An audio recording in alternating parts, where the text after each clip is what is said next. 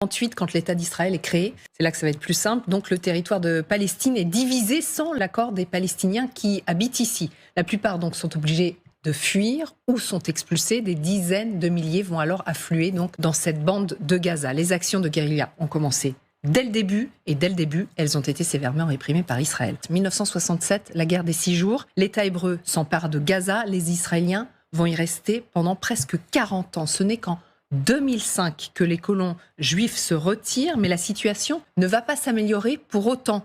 Les Israéliens en gardent le contrôle total. Israël impose un blocus terrestre, aérien et maritime. Une immense clôture sécurisée est érigée. C'est la fameuse prison à ciel ouvert dénoncée par Human Rights Watch. Depuis 16 ans donc, la bande de Gaza est coupée du monde. Tout est contrôlé, la circulation des personnes comme des biens, avec un calcul d'un cynisme inouï: maintenir les Gazaouis sous domination. Regardez, l'idée est de mettre les Palestiniens au régime sans les faire mourir de faim. Et dans le détail, voilà ce que ça donne. Les diététiciens de l'armée israélienne ont calculé la ration calorique permettant de maintenir le Gazaoui moyen juste au-dessus du seuil de malnutrition. 2279 calories par personne et par jour. Donc à partir de cette estimation, l'état-major a décidé que 131 camions seraient autorisés à entrer dans Gaza chaque jour. Les Gazaouis donc organisent régulièrement des manifestations pour protester contre ce blocus